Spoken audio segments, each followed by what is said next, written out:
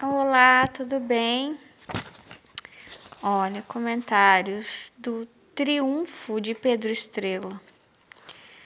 Hoje é uma terça-feira à noite, dia 20 de maio de 2025. Se inscreva no canal, curta o vídeo, vem comigo. Eu sou Melissa, eu sou cristã, uma pensadora. Eu falei para vocês sobre a armadura espiritual. E é o que ele traz no final do livro, que é bem legal. A armadura espiritual. Essa armadura espiritual, ela tem várias partes para que você seja protegido. Até acho que essa armadura espiritual, ela tem correlação com a salvação. Entendeu? Eu não acredito na salvação como um momento como algo que é externalizado e que é garantido para sempre. Porque Jesus diz, conheceu tudo sobre mim. Conheceu tudo sobre mim significa que você leu toda a Bíblia e até decorou tudo. Conhecer tudo, imagina conhecer tudo sobre Jesus. Quem conhece tudo sobre Jesus? A maioria das pessoas nunca leu a Bíblia inteira, né? Eu li 2 vezes e, sinceramente, poucas coisas eu lembro assim, de cor, sabe? A maioria quando eu leio de novo, eu relembro, é verdade, mas assim, fixação mesmo, ficar fixo, eu teria que ler, sei lá, umas 20 vezes inteira ou mais, entendeu? Então conheceu tudo sobre mim, esteve no meu caminho quer dizer, estava na igreja, né, em todos os eventos da igreja, conheceu tudo sobre mim, esteve no meu caminho, mas não fez a vontade do meu Pai. Então, essa armadura, ela tem uma participação aí.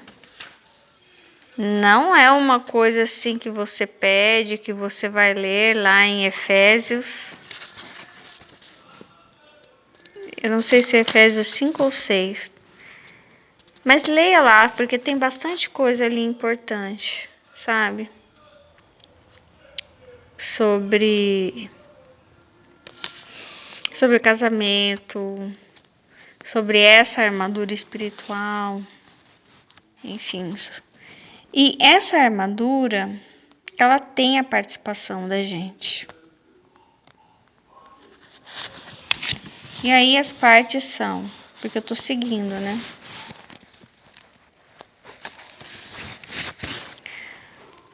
O cinturão da verdade. Ótimo, achei muito legal que isso aqui foi colocado como a primeira coisa. Estai, pois, firme, cingindo-vos com a verdade. Porque sem verdade, eu já falei sobre isso aqui, como as coisas de mentirinha, elas prejudicam a gente, elas tomam o nosso tempo, elas nos roubam, sabe? No final você vai ficar uma pessoa que vai falar assim, nossa, que vazio, que vazio, que vazio, sabe? Quer ver uma coisa que gera um vazio muito grande? A autossabotagem. Só que a autossabotagem é uma coisa muito silenciosa, né? Eu descobri há uns 2 anos que eu sou autista, superdotada. E isso significa o quê? Que eu vinha me auto-sabotando o tempo inteiro. E eu não tinha noção disso.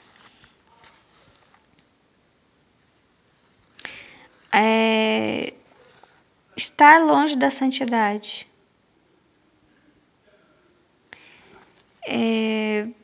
Não conhecer o que é certo e errado.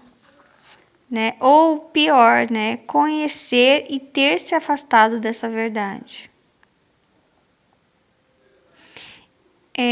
é o que aconteceu comigo, por exemplo, né? Deus falou comigo desde bem pequenininha sobre algumas coisas. Outras ele foi falando depois, conforme eu fui vivendo e às vezes até sofrendo, né? E aprendi bastante coisa. Mas em algum momento eu parei de buscar a santidade, né? Me envolvi em relacionamentos que eu considerava sérios. E essa falta de verdade, eu não tinha o cinturão da verdade. Nessa falta de verdade me fez ter esse vazio dentro de mim. Assim como a autossabotagem. Eu não me conheço, eu não sei quem eu sou, eu não sei do que eu preciso. Não é sobre o que eu gosto. Gostar, por exemplo, quando eu me autossabotava, eu sentia que eu tinha muita resposta positiva no mundo. E eu tinha muitas vitórias. Porque a mentira, ela produz muitas vitórias, mas no final você se sente vazio. Você se adaptar ao lugar, você se diminuir para caber, e isso dá muita resposta positiva para você. Mas no final você se sente vazio. E é claro que aqui quando ele fala de verdade, é a verdade do evangelho, mas Jesus, ele nunca leva você a mentir para você mesmo, entendeu? Aliás, ele forma em nós a nossa personalidade, nosso propósito, nossos dons. E essa verdade, quando você nasce, você já vem com essa verdade. E ela é evidenciada conforme você não mente para si mesmo nem para os outros. E você aguenta. Você aguenta cara feio, você aguenta perder, você aguenta decepção, você aguenta tudo, na verdade. Com esse cinturão da verdade, você aguenta tudo. Agora, com o cinturão da mentira, com a cara lavada de mentira, você pode ganhar o mundo e você perdeu. Perdeu tudo. Você perdeu o que era mais importante, né? Que é a verdade, que é quem você é, quem Deus fez para ser, quem é você. Então é preciso ter verdade. Haja o que houver, verdade. E a couraça da justiça, que eu falei por último, é: estai, pois, firmes, vestindo-vos da couraça da justiça. Quando ele fala da couraça da justiça, que o autor diz que a gente não tem participação. Que Jesus já pagou na cruz e a gente não precisa fazer nada. E que tudo que a gente fizer está justificado. Não é assim. Tem muitos cristãos com ações na justiça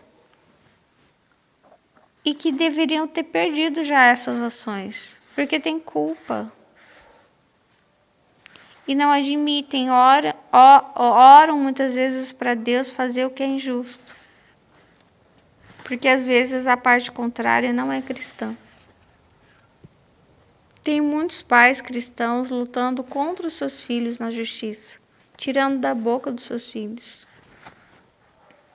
Uma coisa que eu acho bem interessante, a mãe ela dá tudo pro seu filho, né? A mãe ela dá o sangue, ela dá o leite, ela tira a roupa do corpo, ela tira da boca dela para dar para os filhos. O pai não é bem assim, né? Ele luta na justiça contra os filhos, para tirar dos filhos.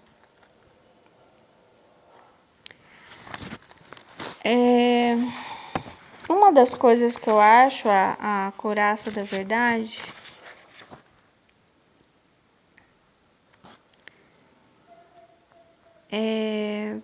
é o que eu acabei de fazer com vocês, o comentário sobre o Nabal e Davi.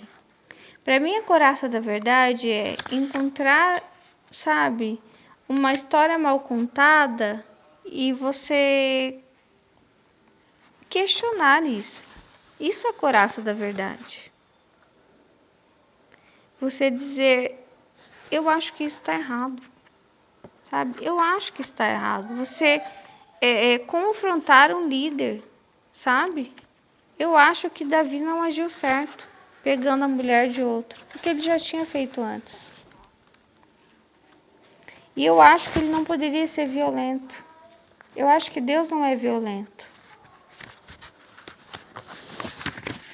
Confrontar alguém. Isso também, sabe? E ser, às vezes, desacreditado por buscar a verdade.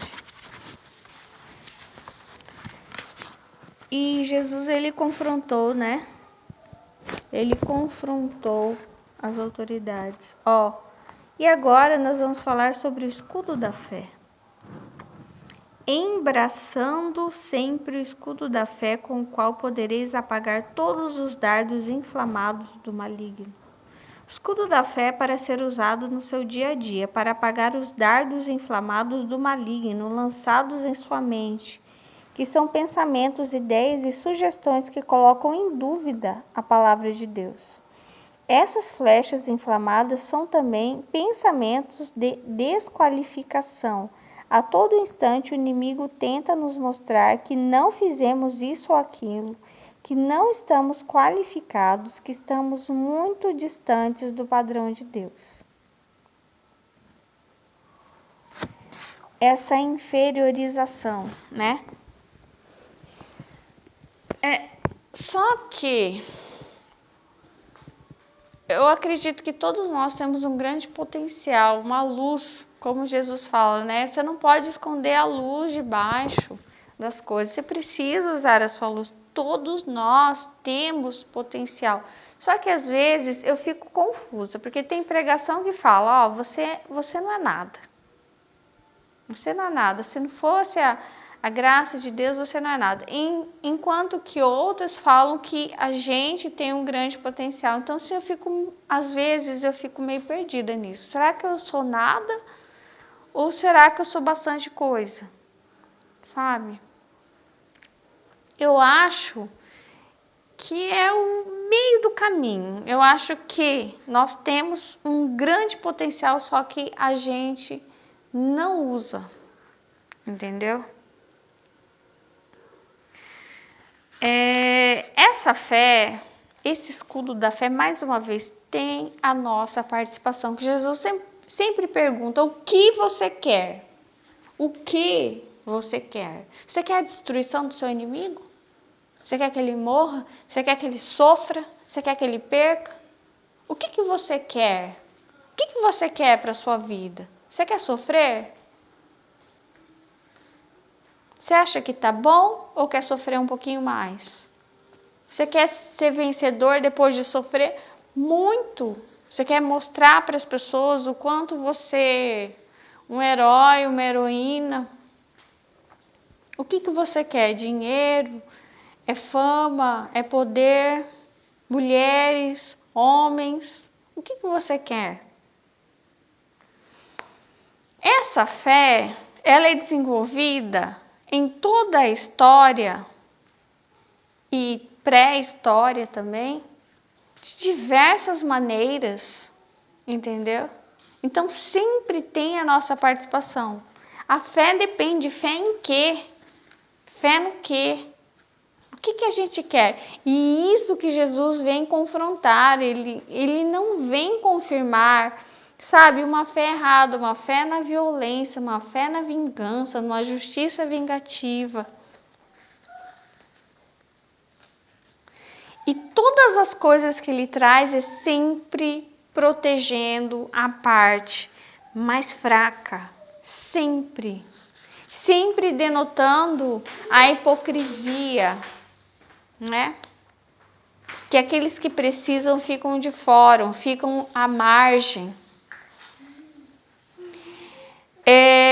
Eu fiquei escandalizada com o filme que um senhor tem uma filha e a filha se torna uma mulher cheia de fé. Só que ela é muçulmana. E ela mata as pessoas. Porque ela diz que é preciso limpar, é preciso fazer a vontade, né? O que Deus quer. Porque está escrito isso. Que todo aquele que não acredita no Alcorão, no Corão, precisa ser eliminado. Porque está escrito. Então, mais uma vez, o que eu acredito? Que nós não podemos acreditar em tudo o que é dito e nem tudo o que está escrito. Nós precisamos questionar, nós precisamos, em primeiro lugar, colocar o cinturão da verdade, buscar a verdade, conhecerás a verdade vos libertará.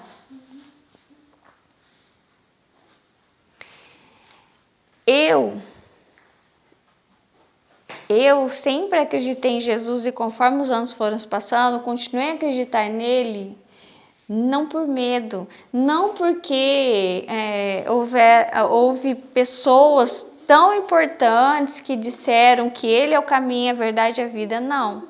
Nem por ele ter falado isso. Porque esses outros livros, como o Alcorão, também dizem que esse é o caminho.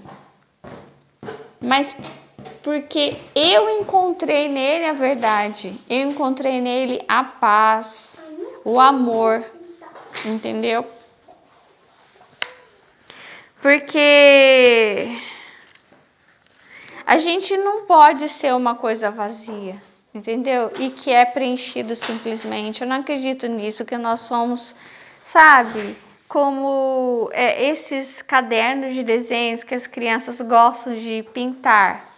E minha filha fala, mãe, olha o meu desenho. Eu falei, filha, isso não é um desenho, isso é uma pintura. Ele já vem desenhado, você só preenche dentro.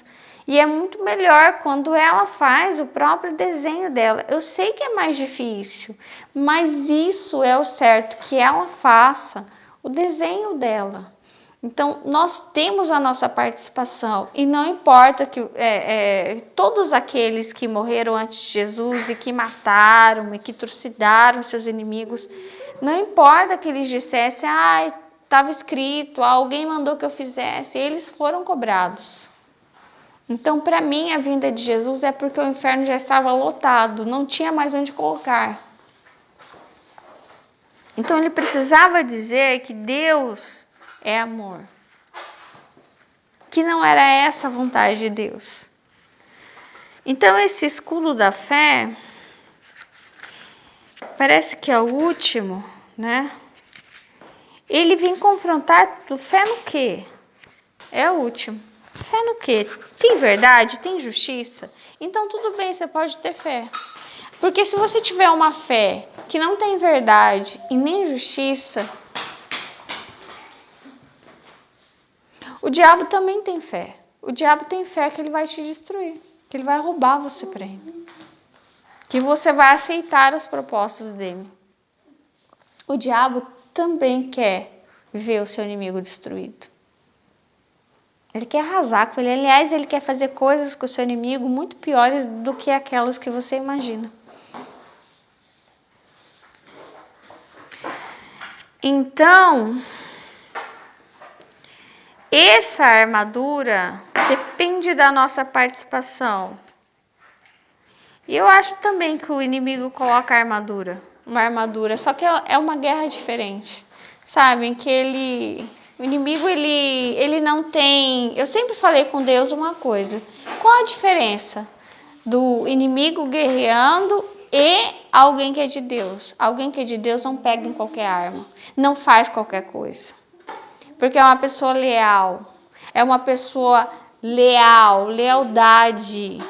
Não faz qualquer coisa, não age de qualquer coisa, não age pelas costas, não trai, não... Então, assim, essa armadura,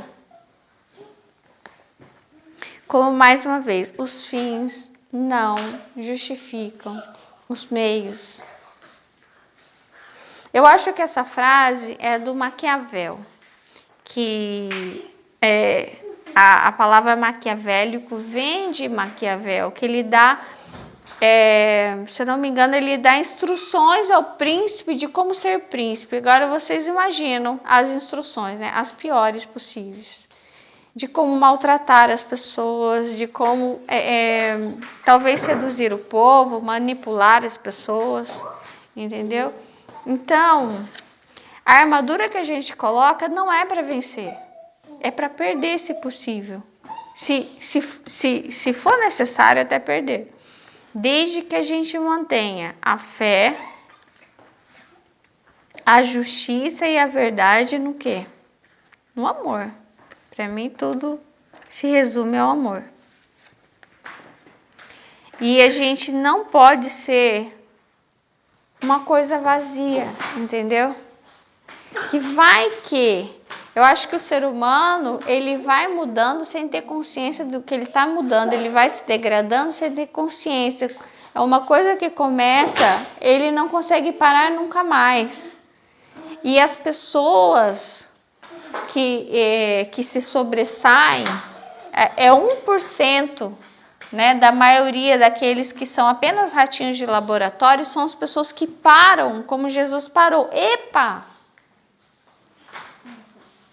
Ele começou a missão dele com 30 anos. Então, assim, quando ele para tudo, vocês vão apedrejar essa mulher. Ixi, já vinha apedrejando desde quando? Desde Moisés. Que isso, nós vamos parar agora. Depois que a gente começa, a gente não para mais. Sabe, é tipo assim, depois que eu começo a odiar uma pessoa, eu não paro mais. Para sim, você para sim. Depois que você começa a pecar, você não para mais. Para sim, em nome de Jesus, para. Sabe, depois você começa a falar palavrão, depois começa a beber, depois começa a trair, não para mais. Para, não é que não para, mas é mais difícil, mas para. E Jesus é aquele que se sobressai.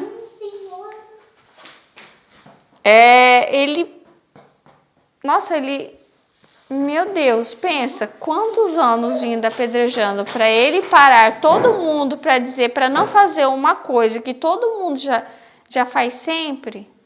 Por que se é legal? É legal, tá na lei. E ele consegue convencer as pessoas até hoje que a gente não faz isso mais. Que esse é o comportamento certo. Entende uma coisa que alguém faz sempre, você chega na pessoa e fala, por que você está fazendo isso? Você não vê que você está prejudicando essa pessoa, que você está machucando, que você está... Isso é uma coisa que está escrito na lei. Eu acho que o nosso comportamento, pelo menos o meu, não é embasado na lei. E Jesus era um rebelde. Ele era contra a lei. Ele era o impedidor da lei. Porque as leis, como ele fala, o sábado foi feito para o homem, e não o homem para o sábado. As leis foram feitas para nós. E nós nascemos para interferir, nós nascemos para influenciar, nós nascemos para impedir o mal. As pessoas falam de acelerar. Não é acelerar, muitas vezes é barrar. Nós nascemos para barrar a lei do aborto e muitas coisas erradas. Para barrar a prostituição, nós nascemos para, como Jesus, agachar na frente das pessoas só para impedir que elas façam as coisas. Agachar na frente das pessoas, ficar na frente como um grande empecilho mesmo. Para que elas pensem, o que eu estou fazendo? Não, mas está escrito, está errado. Está errado, não importa quem que escreveu isso, está errado. Está tudo errado para o mundo. Ai. Então, essa armadura, ela não é só para proteger um. Você tem que se armar para proteger o outro que está desprotegido. Você tem que se armar para amar as pessoas, mesmo as pessoas condenadas. Porque elas não são condenadas ali à toa, né? Por exemplo, essa mulher que ela era condenada porque ela traiu o marido, ela participa de todo um sistema cultural, peraí, filha, em que ela é pressionada a ter esse tipo de comportamento. Quer ver? Eles tinham casamentos em que mulheres jovens, de às vezes 12, 13 anos, se casavam com homens de quanto? 60, 70, sem limites, assim, de diferença de idade, sabe? Completamente eles vivenciados na vida, cheios de esposas, de amantes, de prostitutas, e elas completamente inocentes, sonhando, sabe, talvez nem sonhando em casamento, nada. Talvez ainda completamente crianças ainda. E elas se casavam sem amor, né? Entravam em uma casa, se ela fosse a primeira esposa, ela ia acabar se habituando, talvez até, não é se apaixonando, né? Porque é aquela sensação de você, quando você depende de alguém, você acaba se afeiçoando àquela pessoa e criando um sentimento que nem sempre é saudável, entendeu? Um sentimento de dependência. Então, criava um certo tipo de amor questionável ali dentro desse casamento.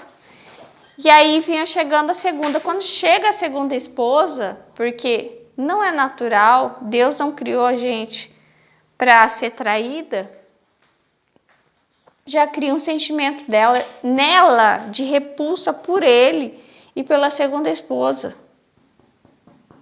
Porque é uma traição que acontece ali à sua vista, é uma traição legal. Agora, se você já entra na casa como segunda, terceira, quarta, quinta, sei lá, 10ª esposa, você já entra odiada pela primeira esposa, segunda e todas as demais. Porque você é a novidade da vida dele. E elas, quer dizer que elas vão ficar para depois. Elas não vão ter tempo com ele. Ou vai ser um tempo a menos, que quanto mais mulher ele tem, menos tempo ele tem entre elas. E ela já não ama ele pela diferença. Primeiro que ele podia ser pai, podia ser avô dela. E ela também, ela não se sente nada, né? Ela é um nada, né? Ela é completamente... Não é o que a gente fala hoje de submissão, estar em missão. Não é, né? Ela era considerada... Ela tinha que agir muito corretamente. Um pouquinho que ela saísse da linha, ela já poderia ir para o meio da praça e ser odiada. Então, ou ela era amada ou ela era completamente odiada.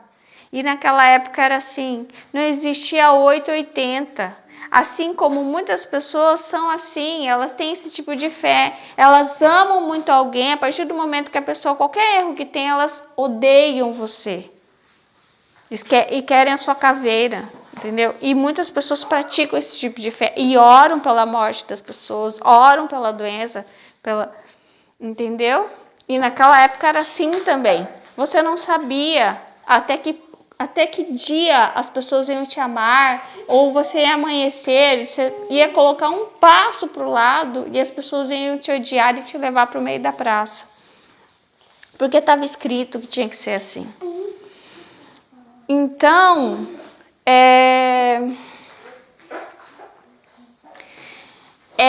essa mulher que eu vejo, né? Essa mulher, nossa, eu gosto muito dessa mulher.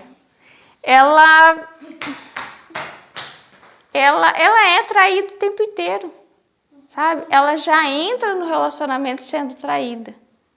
Porque ele tem outras mulheres, fora as concubinas, fora as prostitutas.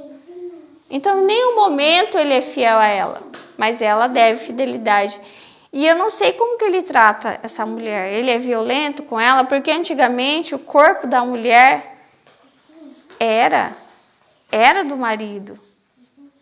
Por isso está escrito em Efésios que o homem deve cuidar da mulher assim como ele cuida do próprio corpo, porque também o corpo dela pertencia a ele. Ela era uma propriedade dele. Então ele podia matá-la? Podia bater nela? Podia tratá-la de forma violenta? Podia. O que ele quisesse, na hora que ele quisesse, quando ele quisesse, quantas vezes ele quisesse. Então, talvez ali ela se desgostasse dele, e talvez nunca tivesse gostado. E talvez ela se apaixonou por alguém que a tratava bem, que tinha a figura de proteção, como Deus prometeu lá no Éden. Aquela figura de proteção, aquilo para ela era marido de verdade, não que ela tinha. E talvez em algum momento ela falou, nossa, isso está me fazendo bem. E ela é pega em adultério. Só que ele não é pego em adultério porque ele pode adulterar a luz clara do dia. Só que o dele não é adultério. O dele é a afirmação da masculinidade dele. Então o pecado dele não é mais pecado porque alguém escreveu que não era pecado. Entendeu? Mas o dela alguém escreveu que era pecado. Então por isso continua sendo pecado. Por isso que ele nunca vai para o meio da praça. É só ela. Mas aí tem alguém que agacha ali por ela ao lado dela, porque sabe que ela não é tão condenável assim, muito mais é o marido dela. Talvez ela nem tinha idade para entender tudo aquilo. Então, as coisas, elas não são exatamente o que parecem. As pessoas, elas muitas vezes, elas estão dentro de uma panela, entendeu? E elas estão sendo cozinhadas para esses momentos. Elas estão sendo cozidas, sabe? Sendo preparadas para terem algum... Como é que falam? Alguma atitude não esperada. Como você colocar... eu não vi ainda, né? Mas dizem que os porcos, eles são cozidos, eles não estão mortos ainda. Então, eles sofrem muito. A carne de porco, eles sofrem muito, né? Para prepararem as deliciosas carnes de porco. Então, é como se você colocasse um bicho para cozinhar, para assar, e ele começasse a gritar. Então, assim, quando dentro da sociedade algumas coisas começam a acontecer, essa pressão na panela, essa pressão de que as coisas começam a dar erradas, e ela é uma das pontas. Mas existem muitas pontas, entendeu? Soltas, existem muitos gritos, existem muitas coisas, e o próprio sistema que o ser humano faz, lidera, escreve, é todo planejado para que essas coisas aconteçam. Então, assim, essa pressão, ela explode para algum lugar. Então, ela vai aparecer, que são essas coisas indesejáveis, entendeu? Mas que, se o ser humano cuidasse da couraça da verdade e da justiça, ele não precisava, sabe, usar da hipocrisia da fé, que muitas vezes o que o ser humano faz é, quando ele não tem nem verdade nem justiça, ele usa da hipocrisia da fé, que é o que aqueles cidadãos estavam fazendo com a pedra na mão, julgando aquela mulher, sendo que o próprio sistema que eles criaram levaram ela a estar fazendo o que ela fazia. Porque se eles tivessem cuidado, que ela fosse respeitada, dignificada, ela não faria o que ela estava fazendo. Porque era o próprio cérebro, a própria vida dela, buscando por liberdade, por aquilo que ela deveria ter tido. E foi negado, porque ela teve violência, ela teve outras coisas e não teve acesso a isso, entendeu? De forma até legal, até escrito, não tem direito. Ou às vezes as pessoas têm direito e não têm acesso.